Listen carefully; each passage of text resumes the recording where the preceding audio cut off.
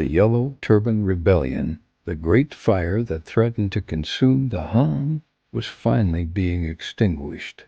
The sworn brothers Liu Bei, Guan Yu, and Zhang Fei had fought with distinction, their bravery earning them a small measure of fame. Yet there was no glory in this victory. They had fought to save the people from chaos, only to see the corrupt court remain unchanged. For their service and sacrifice, Liu Bei was granted a minor post as a county magistrate, a position far below his merit. It was a bitter reminder that in this dying dynasty loyalty and honor were not rewarded. While heroes fought on the frontiers, the heart of the empire rotted further.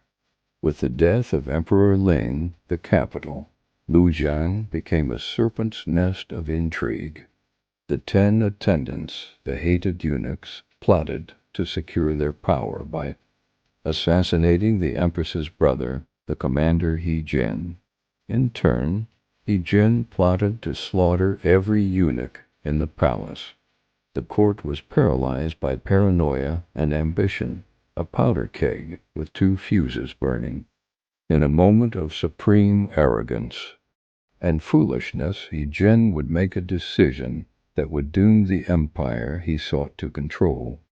Ignoring the advice of his wisest counselors, He Jin summoned a warlord from the rugged western frontiers to march on the capital. His name was Dong Zhuo, a man known for his ambition, his ferocity, and his utter lack of morals. He Jin believed he could use this wolf to hunt the palace rats, never once considering that the wolf, once invited in, would devour the sheep and the shepherd as well. As Dong Zhuo's massive army approached Luoyang, it was not the march of saviors, but the slow, heavy tread of a predator approaching its unsuspecting prey. The plot exploded into bloody chaos. The eunuchs, cornered and desperate, managed to lure He Jin into a trap and assassinate him. In retaliation, He Jin's loyal officers stormed the palace, slaughtering every eunuch they could find. The gilded halls ran red with blood as the court descended into a night of fire and murder. In the confusion, the young emperor and his brother were smuggled out of the burning palace, fleeing into the darkness with no one to protect them. The government of the Han dynasty had effectively decapitated itself, leaving the gates wide open for the wolf. Into this power vacuum rode Dong Zhuo. He found the young, terrified emperor wandering lost outside the city and promptly rescued him, a move that gave his arrival a thin veneer of legitimacy. He marched his fierce, undisciplined army into the capital and declared himself the protector of the throne. The people of Luoyang watched in horror as his soldiers looted, pillaged, and terrorized the populace. There was no pretense of order or justice. Dong Zhuo had not come to save the Han, he had come to conquer it, and his reign of terror began immediately. Consolidating his power, Dong Zhuo convened the court.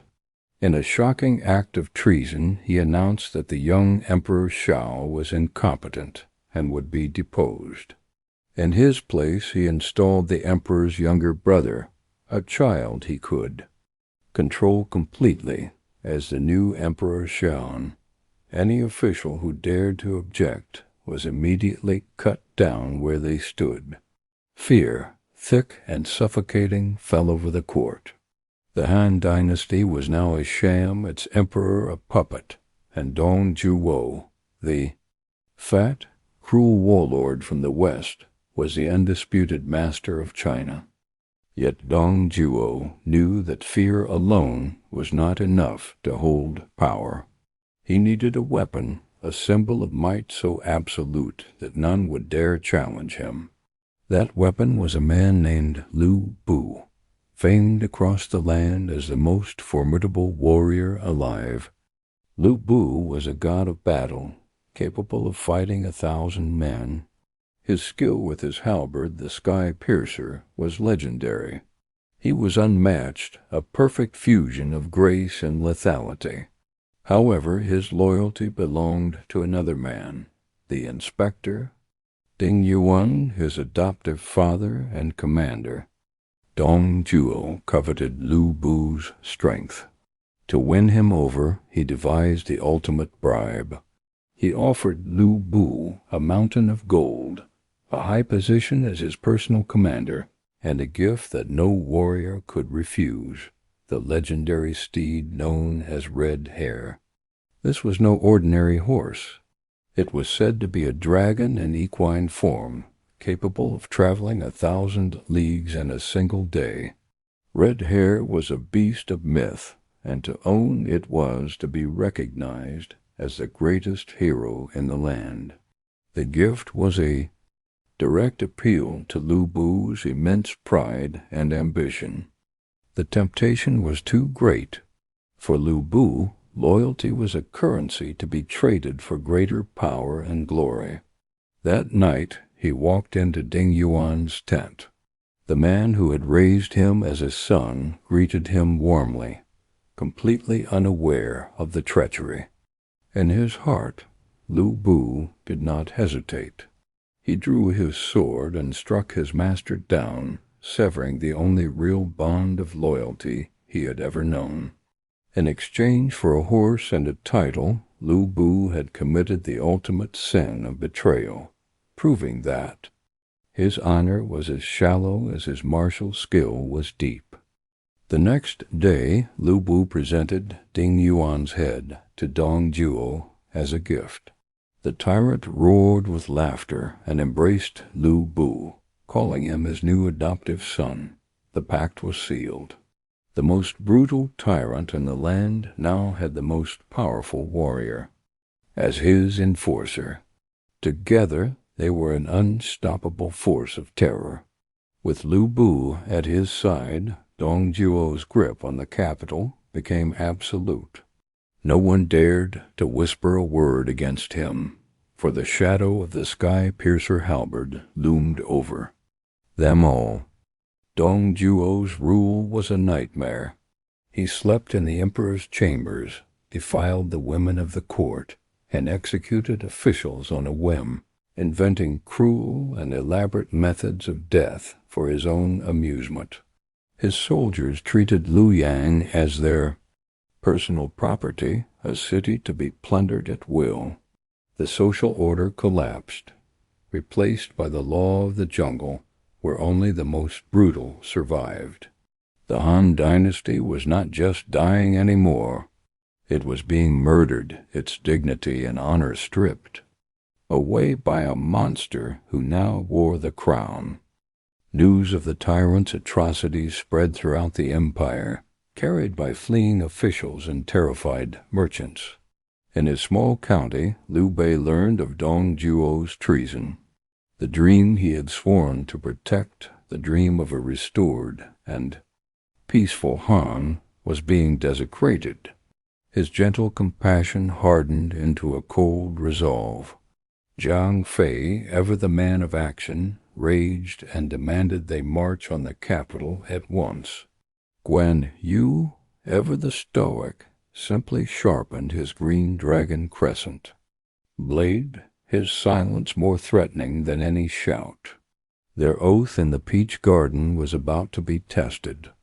But the brothers were not the only ones horrified by Dong Zhuo's reign. Within the tyrant's own court, loyal men plotted in the shadows. One minister, Cao Cao, feigned loyalty while secretly planning Dong Zhuo's assassination. Another official sent out a secret imperial edict, written in the emperor's own blood, to all the regional governors and warlords across the land. It was a desperate cry for help, a summons for all loyal men of the Han to rise up, form a coalition, and march on the capital to destroy the tyrant. The secret edict was a spark thrown into a field of dry powder. All across China, powerful men who had been building their own armies for years finally had a legitimate reason to act. In the north, the noble Yuan Shao and his ambitious brother, Yuan Shu, answered the call. In the south, the young and brilliant Xin Jian pledged his forces. Warlords, governors, and prefects raised their banners, their personal ambitions temporarily set aside for a common cause, the removal of Dong Zhuo. The scattered heroes of the realm were about to unite. With little more than their honor and their oath, Liu Bei, Guan Yu, and Zhang Fei abandoned their post and marched to join the alliance. They were small players on a grand stage, their volunteer army a mere drop in the ocean compared to the grand forces of the more established warlords. But destiny had a role for them to play. A great storm was gathering, a coalition of heroes and opportunists all marching towards a single target. The battle for the capital and for the future of China was about to begin.